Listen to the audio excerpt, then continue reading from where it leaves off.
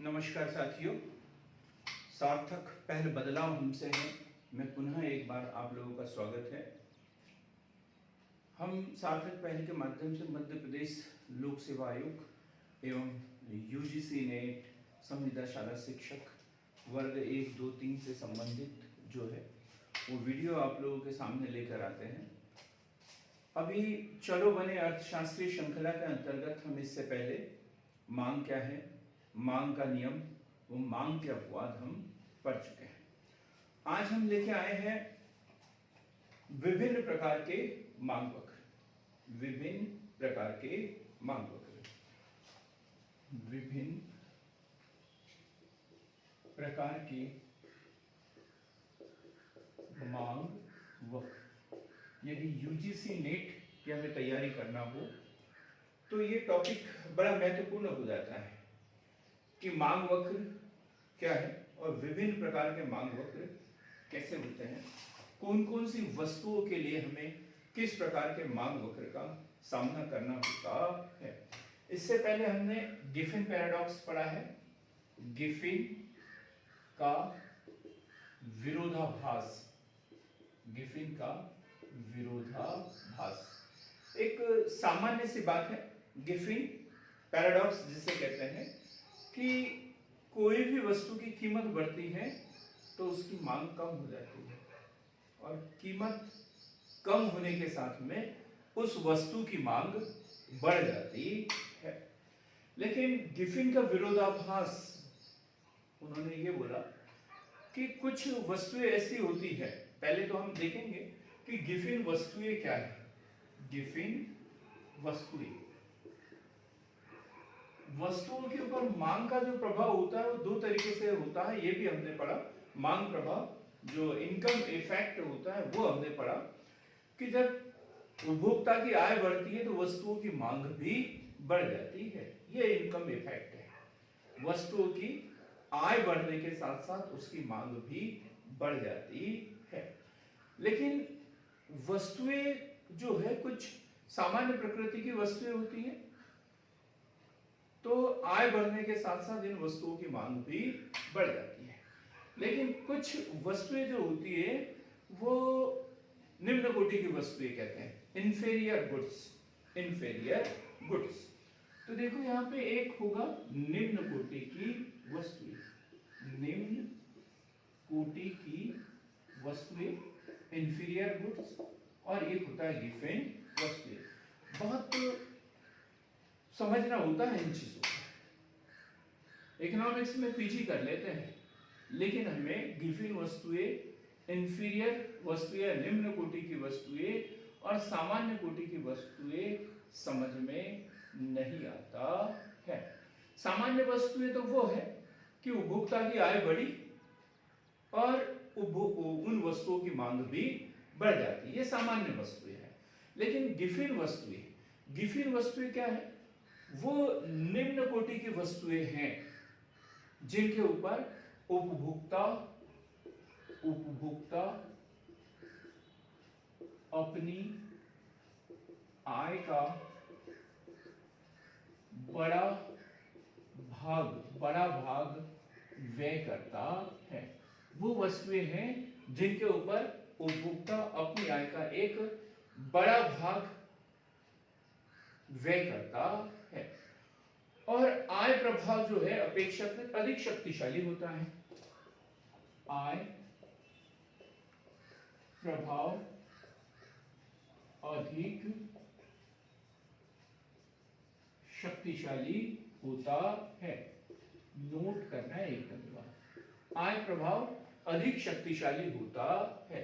आय प्रभाव अधिक शक्तिशाली होने का अर्थ यह है कि यदि वस्तु उपभोक्ता की आय बढ़ेगी तो वस्तुओं की मांग भी बढ़ेगी। उपभोक्ता की आय बढ़ेगी तो वस्तुओं की मांग भी बढ़ेगी। लेकिन चूंकि ये घटिया किस्म की वस्तुएं हैं, निम्न कोटि की वस्तुएं हैं, और इसके ऊपर उपभोक्ता अपनी आय का बड़ा भाग व्यय करता है। अब यहां पर दूसरी बात वो भी देखेंगे कि जैसे ही इन वस्तुओं की कीमत बढ़ती है कीमत बढ़ती है तो इनकी मांग कम हो जाती है।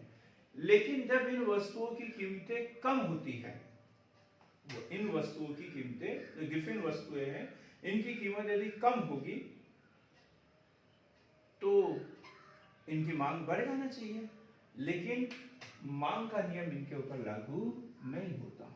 ये महत्वपूर्ण बात, मांग का नियम लागू नहीं होता है, अर्थात कीमत घटने पर इनकी मांग बढ़ती नहीं है। तभी हमें गिफिन का विरोधाभास समझ में आएगा। क्या होता है, मान के चलो एक चावल है और एक बाजरा है। उपभोक्ता की नजर में जो बाजरा है वो निम्न कोटि की वस्तु है, घटिया किस्म की वस्तु है। लेकिन अब क्या हुआ, उसकी आय का एक बड़ा भाग जो है वो बाजरे पर ही खर्च कर रहा था, बाजरे पर ही खर्च कर रहा था। लेकिन अब क्या हुआ, बाजरे की कीमत कम हो गई। अब बाजरे का तो उतना ही उपयोग कर सकता है वो, लेकिन अब उसके पास में बचत होने लगे। मान के चलो कि वो 50 रुपए का बाजरा खरीद रहा था, अब वो क्या है 40 रुपए में ही उतना बाजरा मिलने लग गया, 40 रुपए में ही वो बाजरा मिलने लग गया। तो उसके बाद 10 रुपए बच गया, 10 रुपए वो बच गया। तो मांग का नियम तो ये बोलता है कि बाजरे की कीमत कम हो गई तो बाजरे की मांग बढ़ा देना चाहिए, लेकिन उपभोक्ता ऐसा नहीं करता। उपभोक्ता की एक प्रवृत्ति होती है कि उसको ऐसा लगता है जैसे मेरे पास थोड़ा बहुत कुछ पैसा बचेगा, मैं जो है कुछ श्रेष्ठ किस्म की वस्तुएं खरीदेगा। अब चावल जो है उस उपभोक्ता के दृष्टिकोण में एक श्रेष्ठ वस्तु है, तो अब जो 10 रुपए बचेगा उस 10 रुपए का उपयोग वो बाजरा खरीदने में न करके चावल खरीदने में व्यय करेगा। तो यही गिफिन का विरोधाभास, मतलब ऐसी वस्तुएं जिनके जो घटिया किस्म की होती है, उपभोक्ता इनके ऊपर अपनी आय का बड़ा भाग व्यय करता है। इन वस्तुओं पर आय का जो इफेक्ट है, इनकम इफेक्ट है, वो अधिक शक्तिशाली होता है, लेकिन मांग का नियम लागू नहीं होता। अर्थात यदि इन वस्तुओं की कीमतें बढ़ती है, कीमतें कम होती है और उपभोक्ता को जो बचत होती है उस बचत का उपयोग वो उसी वस्तु को क्रय करने में न करके उन वस्तुओं को क्रय करने में किया जाता है जो कि उपभोक्ता की नजर में श्रेष्ठ वस्तु होती है। यही है गिफिन का विरोधाभास, और ऐसी वस्तुओं को हम कहेंगे गिफिन वस्तुएं, गिफिन वस्तुएं। अब हम देखते हैं निम्न कोटि की वस्तुएं या हीन वस्तुएं, हीन वस्तुएं, इंफेरियर गुड्स, इंफेरियर गुड्स। वे वस्तुएं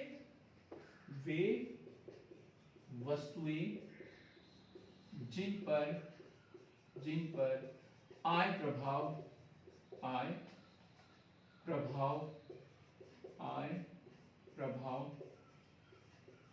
दुर्बल होता है, आय प्रभाव दुर्बल होता है। दुर्बल होता है मतलब यह देखा, गिफिन वस्तुओं में आय प्रभाव अधिक शक्तिशाली होता है और इन वस्तुओं पर आय प्रभाव दुर्बल होता है।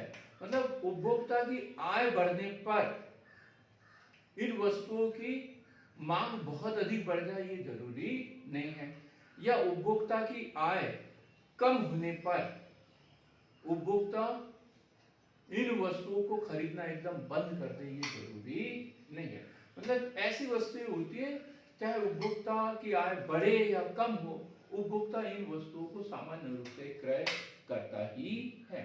तो ऐसी वस्तुएं हीन वस्तुएं कहलाएगी जिन पर आय प्रभाव दुर्बल होता है। और मांग का नियम क्रियाशील होता है, मांग का नियम क्रियाशील होता है।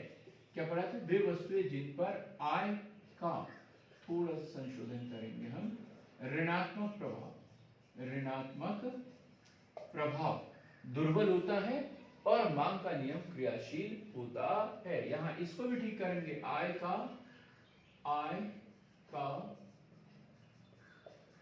ऋणात्मक प्रभाव अधिक शक्तिशाली होता है और यहाँ पर आय का ऋणात्मक प्रभाव दुर्बल होता है और इनके ऊपर मांग का नियम क्रियाशील होता है। मतलब निम्न कोटि की वस्तुएं वो होती है जिनकी मांग, कीमत बढ़ने पर मांग कम हो जाती है और कीमत कम होने पर मांग बढ़ जाती है। तो ये इसके ऊपर मांग का नियम क्रियाशील होता है, अर्थात इसे ये फिर डिफिन वस्तुओं की श्रेणी से बाहर हो जाती है। तो हमने देखा अभी डिफिन वस्तुएं कौन सी है, तो उपभोक्ता अपनी आय का बड़ा भाग इन वस्तुओं पर क्रय करता है, लेकिन उपभोक्ता की आय का ऋणात्मक प्रभाव इन पर अधिक शक्तिशाली होता है। मतलब जैसे ही आय बढ़ती है उपभोक्ता इन वस्तुओं को क्रय करना कम कर देता है, तो ये शक्तिशाली होता है और इस कारण इनके ऊपर मांग का नियम लागू नहीं होता। दूसरी बात क्या, निम्न कोटि की वस्तुएं, हीन वस्तुएं, इंफीरियर गुड्स, वे वस्तुएं जिन पर आय का ऋणात्मक प्रभाव बहुत दुर्बल होता है। मतलब उपभोक्ता की आय बहुत अधिक बढ़ गई तो इनकी खरीदारी एकदम कम कर दे, जरूरी नहीं है, थोड़ा बहुत कम करेगा लेकिन ज्यादा कम नहीं करता है और इनके ऊपर मांग का नियम क्रियाशील होता है। कीमत बढ़ने पर इनकी मांग कम हो जाती है और कीमत कम होने पर इनकी मांग बढ़ जाती है। अब हम देखेंगे विभिन्न प्रकार के मांग वक्र। विभिन्न प्रकार के मांग वक्र। यूजीसी नेट की यदि तैयारी कर रहे हो तो ये वीडियो देखना आपके लिए बहुत ही जरूरी है, बहुत महत्वपूर्ण है। तो नंबर 1, सामान्य वस्तुओं के लिए। सामान्य वस्तुएं, सामान्य वस्तुओं के लिए मांग वक्र क्या होता है? वस्तुओं की विशेषता के आधार पर देखे जाए तो जैसे सामान्य वस्तुएं जिनको हम डेली रूटीन में इस्तेमाल करते रहते हैं। कुछ विलासिता की वस्तुएं होती है वो हमारे लिए जरूरी नहीं है, लेकिन हम अपने धनाढ्य होने के कारण, प्रदर्शन प्रभाव के कारण इन वस्तुओं का उपयोग करते हैं। कुछ निम्न कोटि की वस्तुएं होती हैं जिन्हें उपभोक्ता मजबूरी में इस्तेमाल करता है, सोचता है कि जैसे ही मेरी आय बढ़ेगी इन वस्तुओं का उपयोग करना बिल्कुल बंद कर दूंगा। स्थानापन्न वस्तुएं होती, स्थानापन्न वस्तुएं ऐसी वस्तुएं सब्स्टिट्यूट जिनका एक दूसरे के स्थान पर उपयोग किया जाता है, जैसे चाय और कॉफी। कुछ पूरक वस्तुएं होती है जिनका साथ साथ उपयोग किया जाता है, संयुक्त वस्तुएं बोल सकते हैं, जैसे कार और पेट्रोल। तो हर प्रकार की वस्तु के लिए जो मांग वक्र होता है वो अलग अलग होता है। तो सबसे पहले देखा हमने सामान्य वस्तु। सामान्य वस्तु के लिए मांग वक्र, ये O X और ये Y। अब यहां होता है कीमत और यहां होती है मांग, उस वस्तु की मांग। तो सामान्य वस्तु के लिए मांग वक्र जो होता है वो बाएं से दाएं नीचे की ओर गिरता हुआ होता है। मांग वक्र जो डीडी वक्र होता है, मांग वक्र होता है, वो बाएं से दाएं नीचे की ओर गिरता हुआ होता है, अर्थात कीमत बढ़ने पर उसकी मांग कम हो जाती है और कीमत घटने पर उसकी मांग बढ़ जाती है। क्लियर एकदम? सामान्य वस्तुओं के लिए जो मांग वक्र होता है बाएं से दाएं नीचे की ओर गिरता हुआ होता है, अर्थात ऋणात्मक होता है। अब दूसरी है श्रेष्ठ वस्तुएं। श्रेष्ठ वस्तुएं, श्रेष्ठ वस्तुएं, श्रेष्ठ वस्तुओं के लिए मांग वक्र कैसा होता है? तो श्रेष्ठ वस्तुओं के लिए जो मांग वक्र होता है वो बाएं दाएं से बाएं ऊपर की ओर उठता हुआ होता है। ये दाएं से बाएं नीचे की ओर गिरता हुआ होता है, तो ये दाएं से बाएं ऊपर की ओर उठता हुआ होता है। अर्थात जैसे जैसे उपभोक्ता की आय बढ़ते जाएगी वो महंगी महंगी वस्तुएं खरीदना शुरू कर देता है, चाहे उसकी कीमत बढ़ने शुरू क्यों न हो जाए। कीमत बढ़ने पर ऐसी वस्तुएं खरीदी जाती है और कीमत कम होने पर ऐसी वस्तुओं की खरीदारी भी कम हो जाती है। तो श्रेष्ठ वस्तुओं के लिए जो मांग वक्र होता है वो ऊपर की ओर उठता हुआ होता है। अब तीसरे नंबर पे देखते हैं हम निम्न कोटि की वस्तुएं। निम्न कोटि की वस्तुएं, निम्न कोटि की वस्तुएं या हीन वस्तुएं जिसे कह सकते हैं। तो निम्न कोटि की वस्तुएं और इसके लिए मांग वक्र होगा सेम वही बाएं से दाएं नीचे की ओर गिरता हुआ होता है। कि जैसे इन वस्तुओं की कीमत बढ़ती है इनकी मांग कम हो जाती है और कीमत घटने पर इनकी मांग बढ़ जाती है। फिर है स्थानापन्न वस्तुएं। स्थानापन्न वस्तुएं ऐसी वस्तुएं जिनका एक दूसरे के स्थान पर उपयोग किया जाता है, जैसे चाय तथा कॉफी, गुड़ तथा शक्कर। तो ऐसी वस्तुओं का एक दूसरे पर क्या प्रभाव पड़ेगा? बड़ा अच्छा क्वेश्चन है, ये एग्जाम में पूछा जाता है, यूजीसी ने अक्सर इससे संबंधित एक न एक क्वेश्चन पूछता ही है कि स्थानापन्न वस्तुएं यदि चाय और कॉफी है, तो यहां हमने चाय की मांग देखा है, चाय की मांग, और यहां देखेंगे कॉफी की कीमत, कॉफी की कीमत। तो जैसे कॉफी की कीमत बढ़ती है चाय की मांग भी बढ़ जाती है। कॉफी की कीमत बढ़ी तो चाय की मांग बढ़ जाएगी। सीधी सी बात है कि जो उपभोक्ता कॉफी का इस्तेमाल कर रहे थे अब वो चाय पीना शुरू कर देंगे। तो ये सीधा संबंध दिख रहा है हमें, तो ये इस तरीके से होगा, जैसे जैसे कीमत बढ़ेगी उसकी मांग बढ़ेगी। चाय की कीमत, कॉफी की कीमत बढ़ते जाएगी, चाय की मांग बढ़ते जाएगी। ठीक इसी प्रकार कॉफी की कीमत कम होते जाएगी, चाय की मांग कम हो जाएगी, क्योंकि कॉफी की कीमत कम होने पर वो उपभोक्ता जो चाय का उपभोग कर रहे थे अब वो चाय पीना बंद कर देंगे। उनको ऐसा लगेगा यार कॉफी तो बड़ी सस्ती मिल रही है, चलो आज कॉफी पी ली जाए। बात एकदम क्लियर हो गई। तो स्थानापन्न वस्तुओं के लिए जो मांग वक्र होता है वो ऊपर की ओर उठता हुआ होता है। अब लास्ट समझेंगे हम पूरक वस्तुओं के लिए। पूरक वस्तुओं के लिए मांग वक्र, पूरक वस्तुओं के लिए मांग वक्र। अब पूरक वस्तुएं ऐसी वस्तुएं जिनका उपयोग साथ साथ किया जाता है, साथ साथ किया जाता है। अब जैसे ये पेट्रोल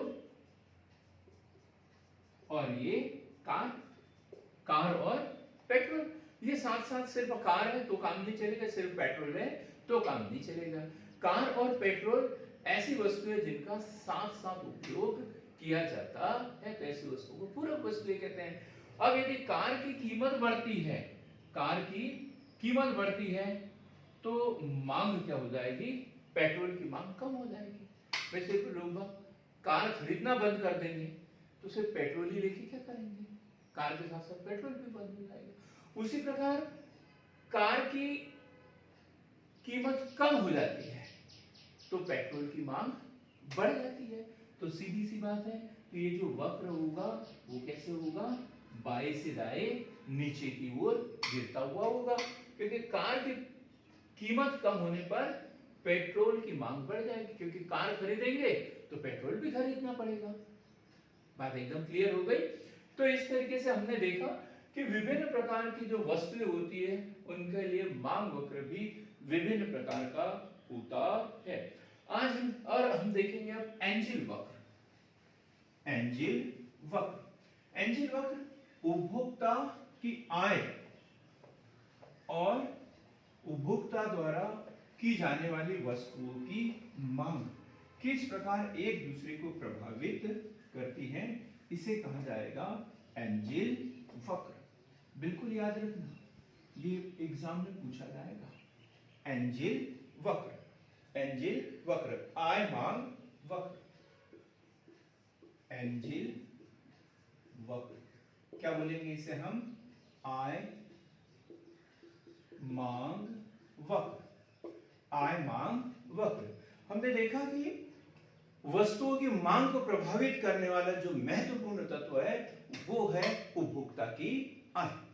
जैसे जैसे आय बढ़ेगी वस्तुओं की मांग बढ़ेगी और आय के कम होने के साथ साथ ही मांग भी कम हो जाती है। एकदम क्लियर। लेकिन यहां थोड़ा सा अंतर है। आय मांग वक्र जो होता है वो कुछ अलग अलग प्रकार की वस्तुओं के लिए अलग अलग होता है। जैसे आरामदायक वस्तुएं, आरामदायक वस्तुएं व विलासिता की वस्तुएं, विलासिता की वस्तुएं। दूसरा अनिवार्य वस्तुएं, अनिवार्य व आवश्यक वस्तुएं। और थर्ड नंबर पे देखेंगे घटिया किस्म की वस्तुएं, घटिया या गिफिन वस्तुएं। सॉरी, तो इनके लिए जो आय मांग वक्र होगा, एंजल वक्र होगा, वो अलग अलग होगा। तो सबसे पहले बात करते हैं हम आरामदायक वस्तुएं या विलासिता की वस्तुएं। ये वो वस्तुएं हैं जब इनकी कीमत बढ़ती है तो इनकी मांग बढ़ जाती है। उपभोक्ता की आय बढ़ती है तभी ऐसी वस्तुओं की मांग बढ़ती है। जो 10, 15, 20 हजार रुपए महीना का वेतन मिल रहा है वो एयर कंडीशनर या एसी नहीं खरीदेगा। एसी वही व्यक्ति खरीदेगा जब उसकी आय बढ़ेगी, उसकी आय बढ़ेगी। अब जो 20,000 रुपए जिसकी आय थी, अब वो उसकी आय 50,000 हो जाती है, 50,000 हो जाती है। तो हमारे पास तीन, एक है कार व एसी, दूसरा है नमक व मिर्च, और तीसरा है पंखा, तीसरा पंखा व साइकिल। ये तीन वस्तुएं हमारे पास में। तो ये कार एवं एसी जो है आरामदायक वस्तुएं हो गई, नमक मिर्च अनिवार्य वस्तुएं हो गई, और ये जो पंखा और साइकिल हो गई ये घटिया या गिफिन वस्तुएं हो गई, इसे निम्न कोटि की वस्तुएं हो गई। तो जैसे उपभोक्ता की आय बढ़ती है, 20,000 महीने की जो सैलरी प्राप्त कर रहा था उसकी सैलरी 50,000 रुपए होगी, तो अब वो कार और एसी खरीद की मांग बढ़ जाएगी, कार और एसी की मांग बढ़ जाएगी। फिर है नमक व मिर्च, ये अनिवार्य वस्तुएं हैं। तो कोई व्यक्ति अरबपति हो खरबपति हो, उसको खाने में नमक उतना ही खाएगा। ऐसा नहीं कि खरबपति है तो नमक का वो एक बुरा ले लेगा, बिल्कुल भी नहीं। ये अनिवार्य वस्तुएं है, आवश्यक वस्तुएं है। इन चीजों की आवश्यकता सभी व्यक्तियों को बराबर बराबर ही होती है, तो इसके ऊपर उसका कोई प्रभाव नहीं पड़ेगा, जैसा है वैसा। लेकिन पंखा व साइकिल जो घटिया किस्म की वस्तुएं थी, जैसे जैसे उसकी आय बढ़ेगी, पहले शुरुआत में वो लिमिट में था, लेकिन थोड़ी सी आय बढ़ी तो उनकी मांग बढ़ गई, लेकिन जैसे और उसकी आय बढ़ेगी तो वो जो मांग है उसकी कम हो जाएगी, वो मांग उसकी कम हो जाएगी। अब जो घर में पंखे लगे हुए थे, जो साइकिल थी, वो बेचना शुरू कर देगा और उसके स्थान पर वो कार और एयर कंडीशनर जैसी वस्तुएं खरीदना शुरू कर देगा। तो आरामदायक व विलासिता की वस्तुओं के लिए जो एंजल वक्र होगा वो कैसा होगा, वो एक और ये वाई। जैसे जैसे आय बढ़ेगी इनकी मांग भी बढ़ते जाएगी, ये डीडी, ठीक है। ये है मांग और ये है उपभोक्ता की आय। जैसे जैसे आय बढ़ेगी ये जो आरामदायक वस्तुएं हैं, विलासिता की वस्तुएं हैं, इनकी मांग बढ़ते जाती है, इनकी मांग बढ़ते जाती है। उसी प्रकार हम बात करते हैं अनिवार्य वस्तुओं के लिए। अनिवार्य वस्तुओं के लिए ओ एक्स और ये वाई, ये आय बढ़ गई 1,000, 2,000, 3,000, 4,000 और 5,000, लेकिन उपभोक्ता यहां जितनी मांग कर रहा था वो हर स्तर पर जो मांग उतनी की उतनी ही है। अनिवार्य वस्तुओं के लिए डीडी मांग वक्र जो होता है वो बेरोजगार होता है, वो कहीं पर भी घटता या बढ़ता नहीं है, लगभग लगभग एक जैसा ही होता है। क्लियर हो गया, ये एक जैसा होता है। दोनों बातें समझ में आ गई। एंजल वक्र की बात कर रहे हैं तो आरामदायक या विलासिता की वस्तुओं के लिए दाएं से बाएं ऊपर की ओर उठता हुआ होगा, और अनिवार्य एवं आवश्यक वस्तुओं के लिए वो बेरोजगार होगा, बेरोजगार, उसके ऊपर कोई फर्क नहीं पड़ता है। अब हम देखेंगे घटिया, घटिया किस्म की जो वस्तुएं हैं, जो गिफिन वस्तुएं हैं, इसके लिए मांग वक्र कैसा होता है। गिफिन वस्तुओं के लिए, गिफिन वस्तुओं के लिए जो मांग वक्र होगा वो गिरता हुआ होगा। जैसे जैसे उपभोक्ता की आय बढ़ते जाएगी इन घटिया किस्म की या निम्न कोटि की वस्तुएं जिसे उपभोक्ता सोचता है ये वस्तुएं ऐसी है जिनका मैं मजबूरी में उपयोग कर रहा हूँ, एक बार मेरा समय बदलेगा इन वस्तुओं को तो देखूंगा भी नहीं, छूऊंगा भी नहीं। तो ऐसी वस्तुओं की जो मांग होती है वो धीरे धीरे आय बढ़ने के साथ साथ कम होने लगती है, कम होने लगती है। ठीक, तो इस प्रकार हमने देखा आरामदायक एवं विलासिता की वस्तुओं के लिए एंजिल वक्र कैसा होता है, अनिवार्य वस्तुओं के लिए एंजिल वक्र कैसे होता है। तो एंजिल वक्र जो है अनिवार्य वस्तुओं के लिए हम उसे इस तरीके से भी दर्शा सकते हैं। क्या है, उपभोक्ता जो होता है अनिवार्य वस्तुओं की जो मांग होता है उसको जैसे जैसे आय बढ़ते जाएगी धीरे धीरे उसकी मांग बढ़ेगी। शुरुआत में उसकी मांग बढ़ेगी, शुरुआत में इन वस्तुओं की मांग बढ़ती है, लेकिन एक स्तर प्राप्त करने के बाद वो मांग पुनः कम होने लगती है। एकदम अनिवार्य वस्तुओं के लिए तो हमने देखा जैसे कि वैसी लंबवत थी, अनिवार्य वस्तु एकदम अनिवार्य वस्तुओं के लिए ये लंबवत थी। लेकिन कुछ सामान्य वस्तुएं, आवश्यक वस्तुएं जो होती हैं उनके लिए पहले थोड़ी सी मांग बढ़ती है और फिर धीरे धीरे कम होना शुरू हो जाती है। ये जो मांग वक्र डीडी हमने दर्शाया ये खाद्यान्न की जो वस्तुएं होती है, खाद्यान्न से संबंधित वस्तुएं होती है उनके ऊपर इस तरीके से मांग वक्र बनता है। आज की हम अंतिम जो अवधारणा उसे समझेंगे, एक है मांग का विस्तार, मांग का विस्तार व संकुचन, और दूसरी अवधारणा होगी मांग में वृद्धि व कमी, मांग में वृद्धि व कमी। मांग का विस्तार व संकुचन, मांग में वृद्धि व कमी। तो मांग में विस्तार देखिए बड़ा अच्छा है, मांग में विस्तार, ये मांग ओ एक्स ये वाई, ये क्या है यहाँ पे मांग, वस्तु की मांग, और ये क्या है वस्तु की कीमत, वस्तु की कीमत। यदि उसी कीमत पर वस्तु की कीमत, वस्तु की कीमत, वस्तु की कीमत बढ़ने पर मांग कम हो जाती है और वस्तु की कीमत घटने पर मांग बढ़ जाती है। तो ऐसे में जो परिवर्तन होता है उसे कहते हैं मांग का विस्तार और मांग का संकुचन। यदि कीमत कम हो गई, कीमत कम हो गई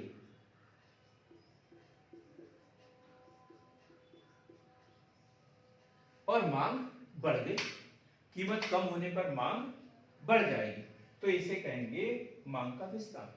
कीमत बढ़ने पर मांग कम हो जाएगी तो इसे कहेंगे मांग का संकुचन।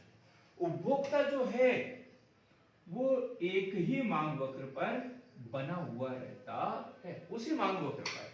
ठीक, बस कीमत कम हुई तो मांग बढ़ गई, कीमत बढ़ गई तो मांग कम हो गई। तो ऐसी स्थिति को कहते हैं मांग का विस्तार और मांग का संकुचन। हमने देखा मांग को प्रभावित करने वाले तत्व, तो मांग को प्रभावित करने वाले तत्व कौन कौन से थे, एक तो है वस्तु की कीमत और दूसरी है अन्य बातें। तो सिर्फ कीमत के आधार पर जब मांग में परिवर्तन होता है तो उसे कहते हैं मांग का विस्तार व संकुचन। अब दूसरी बात है मांग में वृद्धि व विस्तार, मांग में वृद्धि व विस्तार। अब इसमें क्या होगा कि वस्तु की कीमत तो जो कि त्यों है, उपभोक्ता की आय बढ़ गई तो पहले जो इस मांग वक्र पर था अब वो इस मांग वक्र पर पहुंच गया, DD1 और ये DD2।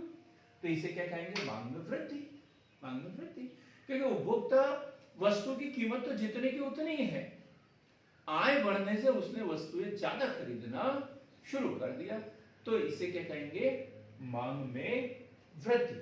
उसी प्रकार वस्तु की कीमत जो कि त्यों है और उसकी कीमत, उसकी जो आय है, उपभोक्ता की आय जो है वो कम हो गई, जैसे कोरोना काल आ गया और उसकी आय एकदम कम हो गई, तो अब उसने वस्तुओं को खरीदना कम कर दिया, कीमत जितनी की उतनी। तो इसे क्या कहेंगे, मांग में कमी, मांग में कमी। क्लियर हो गया। मांग में विस्तार और संकुचन का प्रश्न जब आता है तो मांग को प्रभावित करने वाला कारण केवल वस्तु की कीमत, और जब मांग में वृद्धि और कमी की बात आती है तो उसमें वस्तु की कीमत को छोड़कर अन्य कारण प्रभावित करते हैं, जैसे उपभोक्ता की आय, उपभोक्ता की रुचि, फैशन, जलवायु परिवर्तन, सरकारी नीति। ये मांग वस्तु की कीमत को छोड़कर अन्य जितने भी कारण प्रभावित करेंगे तो फिर उसे क्या कहेंगे, मांग में वृद्धि या कमी। मेरे ख्याल से क्लियर हो गया। मांग का विस्तार व संकुचन, इसमें केवल वस्तु की कीमत प्रभावित करती है, और मांग में वृद्धि व कमी को कीमत को छोड़कर अन्य सभी कारण प्रभावित करते हैं।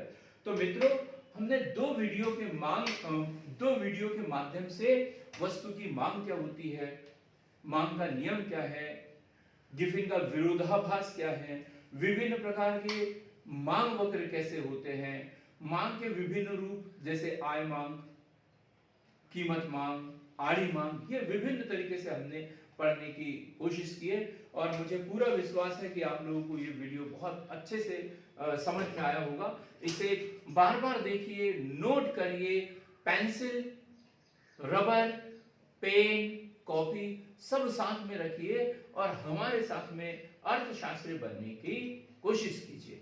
तो बहुत बहुत धन्यवाद। अधिक से अधिक लोगों तक ये वीडियो पहुंचाएं, इसे लाइक, शेयर और सब्सक्राइब करें। धन्यवाद।